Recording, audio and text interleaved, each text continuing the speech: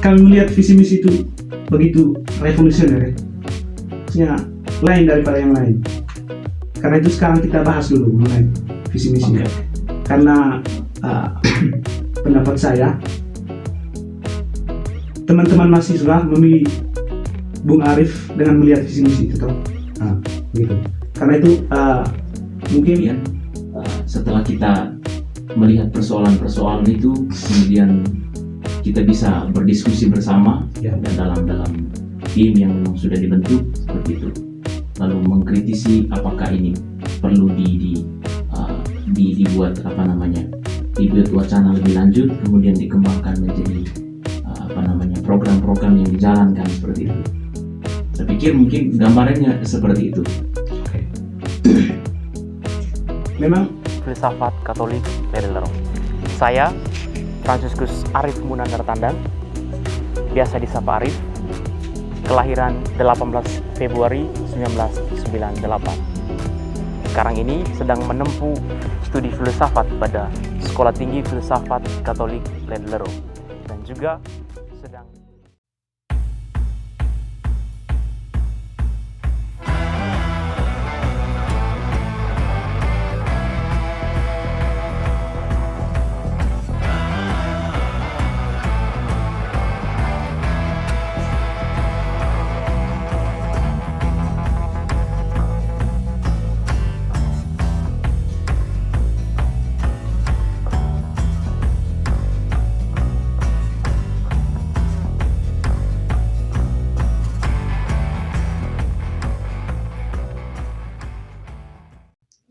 Selamat malam para pencinta Sentrava dimanapun kalian berada. Kembali lagi bersama kami pada malam hari ini dalam Rafael Podcast edisi keempat dengan mendatangkan tamu yang sangat spesial dan istimewa. Oke. Sebelum kita berlanjut, orang bilang tak kenal kata sayang. Hostnya dikenal dulu baru disayang. Oke.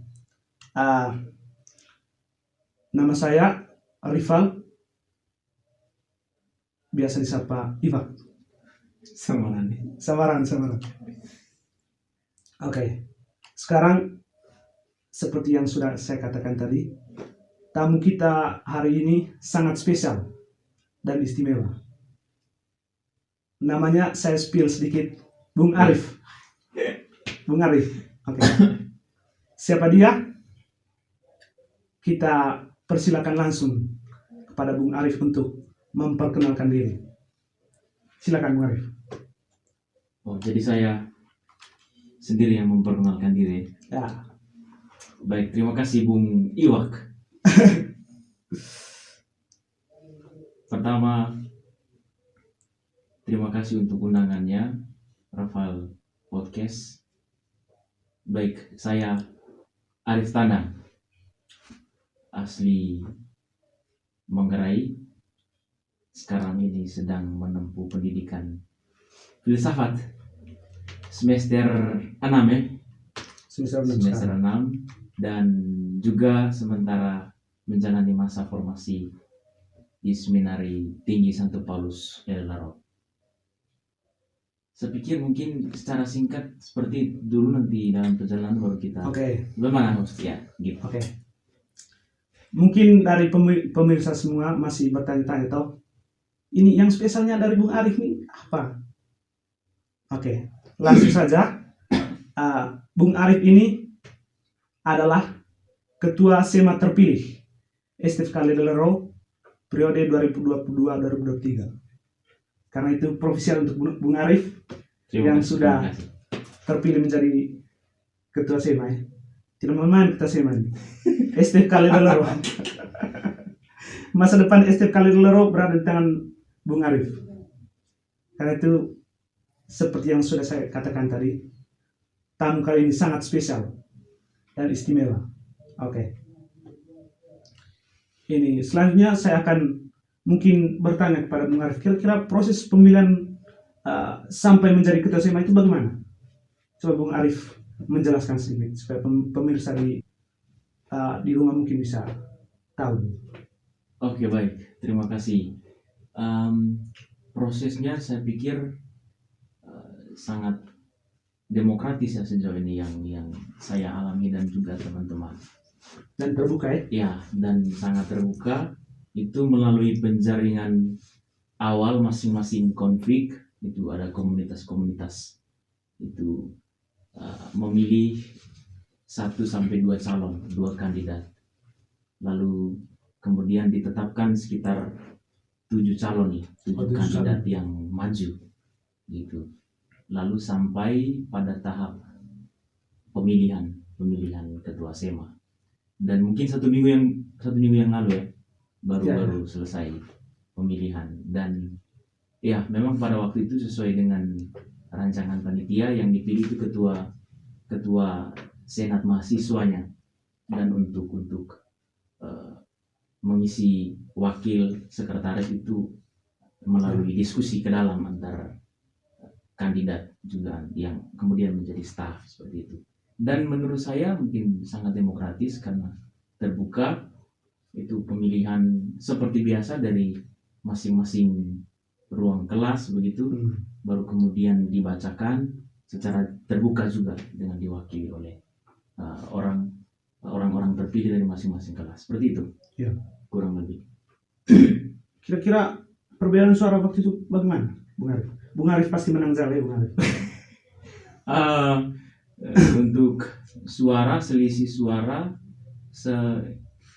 saya mendapatkan suara 200 berapa ya? 246 kalau saya tidak salah begitu. Lalu diikuti saudara Paul ya. Saudara Paul di bawah itu 100 berapa, saya juga kurang terlalu ingat persis. Tetapi mungkin ada satu hal yang disayangkan juga karena memang dari 1000-an anggota senat mahasiswa itu memang lebih dari setengah lah yang ikut, tapi disayangkan karena masih ada juga yang tidak mengambil bagian begitu dalam. Tidak sah, ada lagi yang suara tidak sah begitu. Ya, ada suara tidak sah sekitar, tapi tidak sampai, saya kurang tahu, mungkin sampai 5 tapi tidak sampai 10 seperti itu. Oke, lalu menarik kemarin saya melihat beberapa calon ketua SEMA itu ada perempuannya. Ya, betul. Mungkin orang di luar, STK kok ada perempuan. Mungkin Pratir Arif bisa jelaskan sedikit mengenai hal itu. Ya, mengenai keterlibatan perempuan, saya pikir yang kita alami beberapa tahun terakhir, saya pikir 2 periode yang terakhir itu staf atau pengurus inti SEMA itu juga melibatkan perempuan. Dan kemarin itu bersyukur karena ada 2 perempuan yang ikut mencalonkan diri, diutus dari Anggi dan Nerti. Anggi itu dari filsafan, lalu Nertinya dari PKK. Jadi sengaja juga karena kita mesti melibatkan perempuan supaya nanti dalam kerja juga yang perempuan juga kita bisa libatkan juga untuk menyukseskan program-program seperti itu. Termasuk dalam konsep kesetaraan gender. Ya, salah satunya begitulah. Oke. Lalu menarik tadi Bung Arif singgung tentang PKK. Mungkin pemirsa belum tahu apa itu PKK. Apalagi di STK kan orang selalu memiliki pikiran bahwa di STK itu hanya sekolah filsafat saja. Betul. Iya, mungkin beberapa tahun terakhir ya ada penambahan program studi, salah satunya itu PKK. PKK itu kepanjangannya Pendidikan Keagamaan Katolik, dan itu terdiri atas mahasiswa-mahasiswi itu baik awam, tetapi juga ada biarawati di dalam. Ada suster juga seperti itu. Dan mayoritas itu perempuan di PKK. Yang laki-laki itu hanya ya beberapa saja seperti itu. Dan sekarang sudah masuk tahun yang ke-3, jalan ke tahun yang ke-4 seperti itu. Dan ya sengaja juga dalam kepengurusan ini ke depan kita mesti melibatkan mereka juga, begitu. Karena mungkin STK identik dengan filsafat, tetapi ya dengan adanya program studi yang baru ini mungkin nanti kita juga akan mengangkat nama PKK juga sehingga bisa dilibatkan dalam kerja-kerja kepengurusan Senat Mahasiswa periode ini begitu. Ya, kan berdasarkan informasi yang saya dengar nih, Oke. pembukaan PKK itu kan berada dalam konsep besar dari ini semacam para pembesar sekolah lah Iya. untuk membuka semacam institut begitu, sehingga kedepannya ada begitu banyak prodi-prodi. Mungkin Frater Arif tahu tentang hal ini. Iya, kalau soal peningkatan status itu sudah bukan wacana lagi sebetulnya, karena menurut ketua sekolah sih itu akan dalam waktu dekat akan ditambahkan beberapa program studi, dan bangunan itu sementara dalam proses pembuatan. Jadi tetapi persisnya nanti akan diresmikan pada waktu kapan itu yang masih, tetapi menurut informasinya memang akan ditambahkan seperti itu. Nanti kalau urusan penambahan ini saya pikir nanti ya ini lebih ke urusan kampus ya, jadi begitu. Bukan urusan kita sema. Oke. Jadi untuk pemirsa di rumah yang berminat sekolah di STFK, kedepannya nanti di STFK ini ada buka prodi-prodi baru. Nanti tunggu saja. Begitu. Oke. Kita lanjut ke topik baru ya, Bung Arif. Oke, siap. Sekarang tentu kami ini yang memilih Bung Arif. Saya ini pilih Bung Arif ini. Tentu memiliki alasan tersendiri toh. Salah satunya mungkin kami melihat dari visi misi yang tertera di flyer yang sangat keren dari Bung Arif. Terima kasih untuk desainer juga. Kami melihat visi misi itu begitu revolusioner ya. Maksudnya lain daripada yang lain. Karena itu sekarang kita bahas dulu mengenai visi misi. Okay. Karena pendapat saya, teman-teman mahasiswa memilih Bung Arif dengan melihat visi misi itu toh. Begitu. Karena itu mungkin selanjutnya kita akan membahas tentang visi misi ini. Oke. Aduh.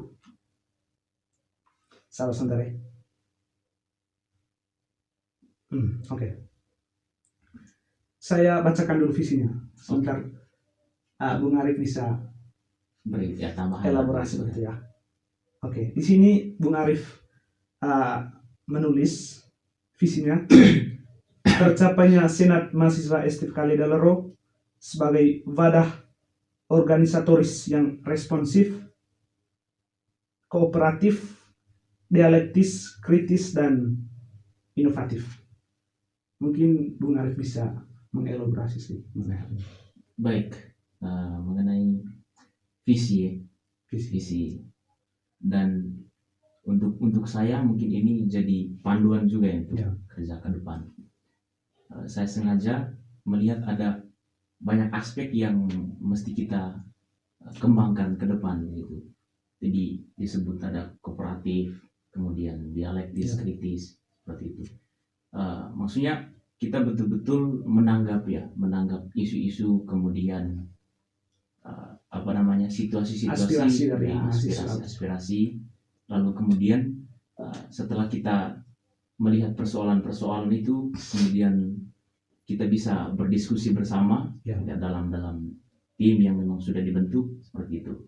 Lalu mengkritisi apakah ini perlu dibuat dibuat wacana lebih lanjut, kemudian dikembangkan menjadi program-program yang dijalankan seperti itu. Saya pikir mungkin gambarannya seperti itu. Oke. Memang selama ini kan sudah dijalankan, hanya mungkin kurang optimal ya. Oke. Sehingga pada masa Bung Arif nanti diusahakan untuk dan mungkin tambahannya saya pikir kita menjalankan program-program yang seperti biasa sudah pernah dijalankan, tetapi mungkin ada hal-hal yang memang kita hal-hal baru yang kita tambahkan seperti itu. Oke, kurang lebih begitu. oke. Ini penjelasan yang sangat komprehensif. Oke. Nah, selanjutnya mengenai misi ini. Nah, misi itu kan penjabaran dari visi toh, Ya, karena lebih spesifik. Dan saya melaporkan Frater Arif, Bung Arif Sentarian, mengelaborasi sedikit. Misi pertama, mendorong dan memfasilitasi pengembangan bakat dan kemampuan dalam bidang ilmiah dan seni. saya langsung Bagaimana? Oke. Ya, karena saya melihat potensi dari mahasiswa-mahasiswi sekarang ini kan, mungkin ya ini kampus kita identik dengan apa namanya ilmiah, Ya. begitu. Tetapi kita juga mesti apa namanya memberi wadah, kemudian memfasilitasi juga ada bakat-bakat dalam bidang seni.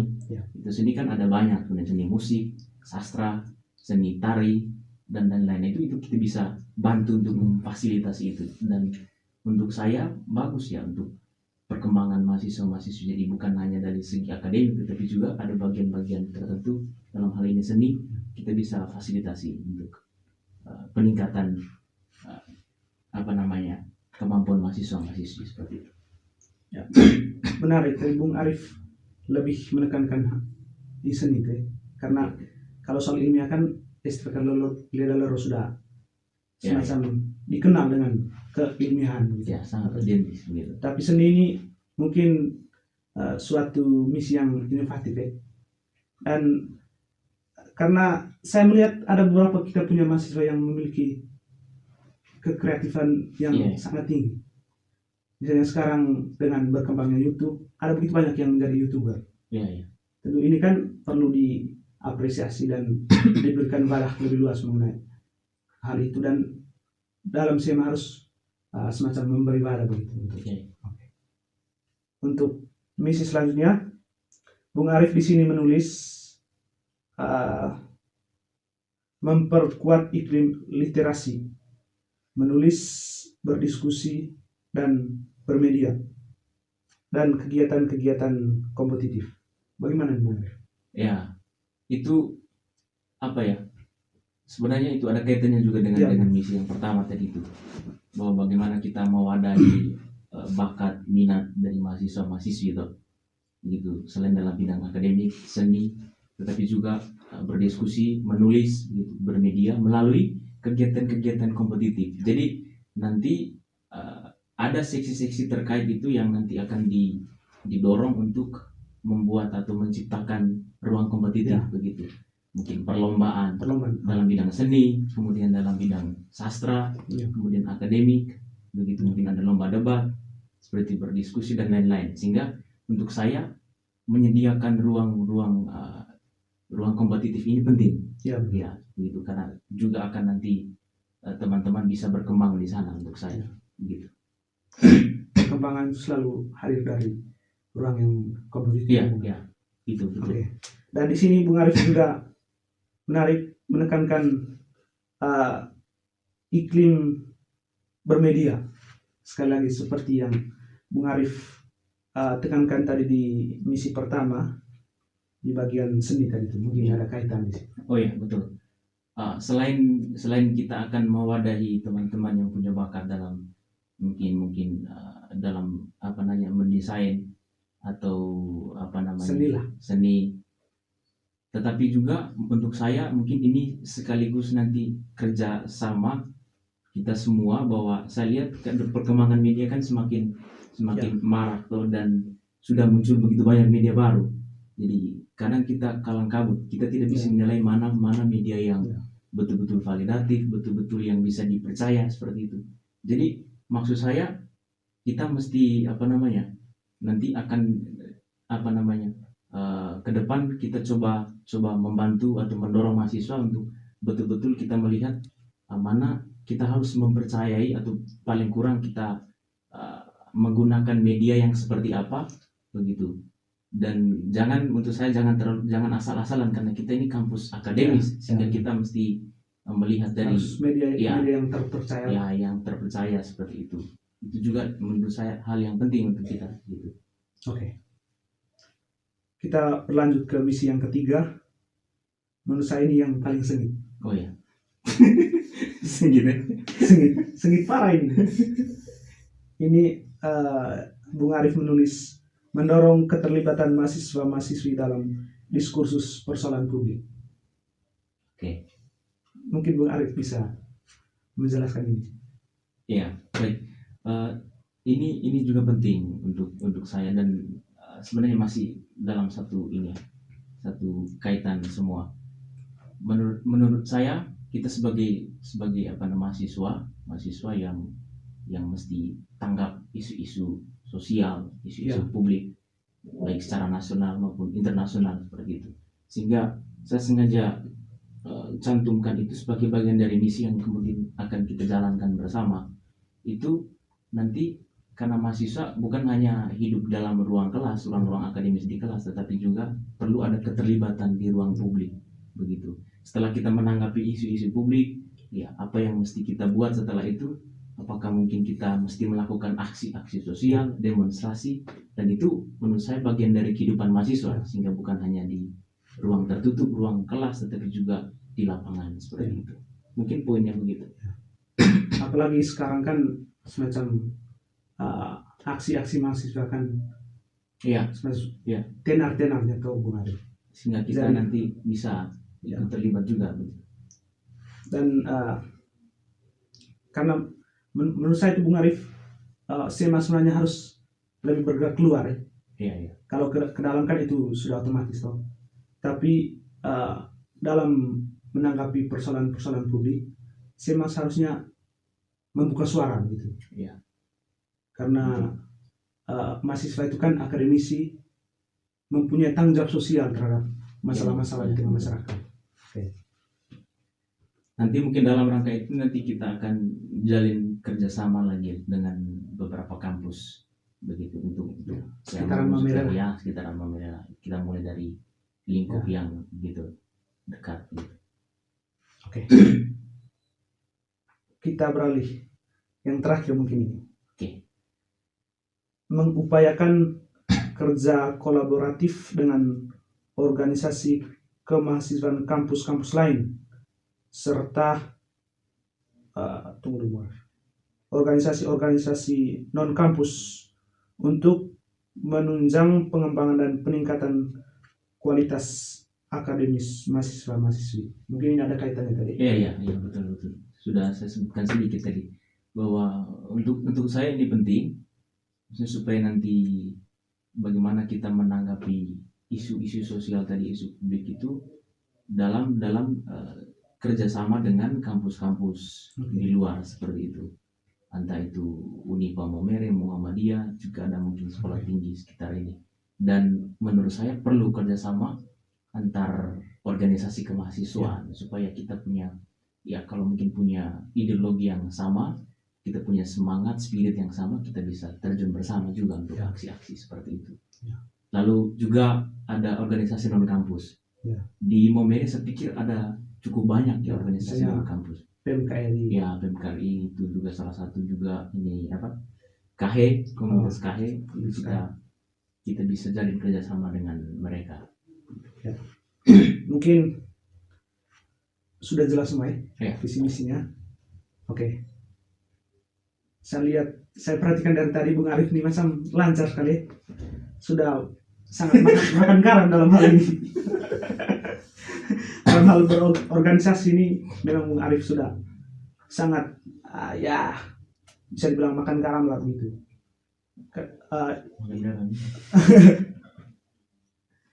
Kita bisa melihat dari flyer Bung Arif saat calon kita semua. Di situ pengalaman berorganisasi macam banyak sekali ya Bung Arif. Dan sengit-sengit semua ini. Kebetulan Bung Arif ini kawan. Kami dulu sama-sama di Sunan Lison. Betul. Dari SMP. Sehingga saya tahu baik Bung Arif ini bagaimana dia punya seluk-beluk.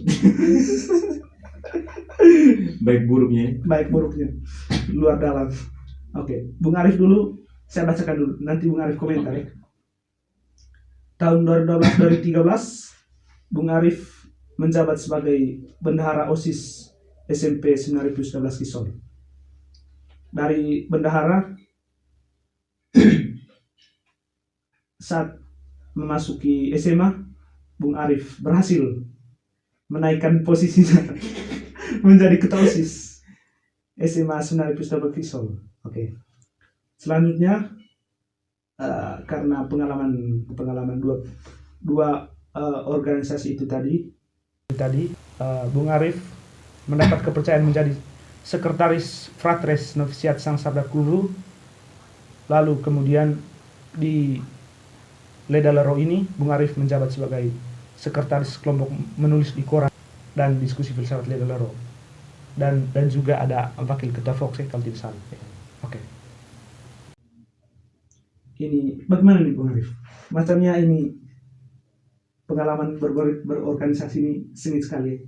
Berarti Bung Arif ini sudah semacam paham lah dengan hal-hal berorganisasi. Mungkin Bung Arif komentar sih. Ya, untuk pengalaman berorganisasi saya pikir untuk saya mungkin sampai sejauh ini cukup baik lah. Maksudnya ada pengalaman-pengalaman yang membantu saya sehingga mungkin ketika masuk sebagai calon ketua Selma seperti itu, karena kita sedikit punya pengalaman dan pengalaman itu sangat membantu saya dalam dalam kerja bersama dengan tim, dan untuk saya itu memang penting sekali karena start dari SMP kemudian SMA, jadi kita bergelut dalam ruang organisasi walaupun memang kecil, tetapi kita mulai dari sana kerja sama itu, kerja organisasi itu seperti itu, sehingga untuk saya sangat membantu sekali. Oke. Gitu. Oke, seperti yang sudah saya katakan tadi bahwa Bung Arif ini saya punya kawan baik sejak SMP. Karena itu saya mengenal latar belakang Bung Arif ini dari latar belakang keluarga begitu. Saya mengenal baik. Kalau tidak salah kakak Bung Arif ya 2 orang. Iya betul. Mereka 2 orang itu pernah menjabat sebagai ketua presidium kan? Iya. Ketua presidium PMKRI di kakak pertama di Mamere, ya, dan kedua di Jogja. Dari kedua ini kita bisa langsung kesimpulan lah, Bung Arif ini lahir besar di keluarga yang berorganisasi. Artinya dalam keluarga mungkin sudah tumbuh semacam sifat-sifat kepemimpinan sejak kecil. Betul. Saya sangat tertarik dengan hal ini, Bung Arif. Mungkin Bung Arif bisa menjelaskan sedikit bagaimana mungkin pola didik, bagaimana kehidupan di keluarga lah, sehingga macamnya Bung Arif dengan saudara-saudara memiliki jiwa kepemimpinan begitu. Mungkin Bung Arif bisa menjelaskan. Iya, itu sangat tidak terlepas ya dari peran keluarga sebetulnya, orang tua, karena mungkin latar belakang keluarga bapak juga punya marwah kepemimpinan, jadi itu diturunkan ke anak-anaknya seperti itu. Jadi sampai sekarang bahkan kelihatan sekali untuk saya punya bapak, dia punya kewibawaan saya pikir, dan punya roh kepemimpin itu sangat melekat dalam dirinya, sehingga itu juga yang memotivasi kami untuk kemudian ya mungkin paling tidak menirulah gayanya begitu, walaupun kita mungkin berkembang lebih keluar lagi seperti itu. Nah, sehingga untuk saya peran dari orang tua ini sangat besar. Jadi warisan kepemimpinan itu sangat berpengaruh untuk kami, khususnya saya. Gitu. Seperti itu. Lalu mungkin ada semacam keteladanan begitu dari kakak-kakak 2 orang yang pernah menjabat sebagai presidium PMKRI. Soal keteladanan itu pasti, dan sebetulnya kami punya kemiripan lah dalam hal ini. Tetapi ada karakter-karakter khusus yang berbeda seperti itu. Saya belajar bahwa dua orang ini punya karakter-karakter yang mungkin ada yang sedikit agresif tetapi progresif seperti itu. Tetapi punya maura kepemimpinan yang kuat sehingga mereka bisa terlibat dalam organisasi, dan untuk saya mereka sangat memotivasi. Iya. Sehingga saya belajar banyak dari mereka. Bahkan ketika saya mencalonkan diri, pas saya komunikasi banyak dengan mereka, kira-kira seperti apa Strategi untuk menang ya, termasuk strategi untuk menang karena bagaimana harus mendulang masa atau menciptakan ini masa seperti itu yang saya dapat banyak bantuan dari pasti mereka. ketua tim sukses juga bekerja keras. Oh, tim sukses lebih keras lagi. Oke. Seberapa menit? Sepasa. Oke. Untuk menutup podcast kita kali ini, saya akan menyiapkan beberapa rapid question. Bung Arif, jawab dengan cepat ya. Siap. Oke. Nonton film atau dengar lagu? Dengar lagu. Oke. Macam lama sekali. Kopi atau teh? Kopi. Kopi. Bola kaki atau futsal? Futsal. Oke. Facebook atau WhatsApp? WhatsApp. YouTube atau Instagram? Instagram. Oke. Fiksi atau non fiksi? Non fiksi. Oke. Dengan berakhirnya rapid question, demikian podcast Rafael edisi keempat kali ini dengan tamu istimewa Bung Arif. Tepuk tangan untuk Bung Arif dulu. Mungkin ada 1-2 kata dari Bung Arif, mungkin untuk mahasiswa atau untuk siapa saja, silakan. Oke. Baik, untuk mahasiswa-mahasiswi Sekolah Tinggi Filsafat Katolik dari Lerong, mungkin ke depan kita bergerak bukan hanya dalam ruang kecil kelas akademis, tetapi juga kita mesti bergerak keluar itu. Jadi kita mesti bergerak betul-betul menanggapi persoalan-persoalan publik, dan kita bisa terjun ke lapangan, dan saya kira itu pembelajaran yang betul-betul nyata selain di ruang kelas. Mungkin begitu saja. Oke. Terima kasih Bung Arif. Oke, dengan kata-kata terakhir dari Bung Arif, demikian podcast Rafael Podcast edisi kali ini. Jangan lupa untuk pemirsa di mana saja kalian berada, subscribe, like, komen, dan tekan tombol notifikasi untuk mendapatkan video-video kami di episode selanjutnya. Oke.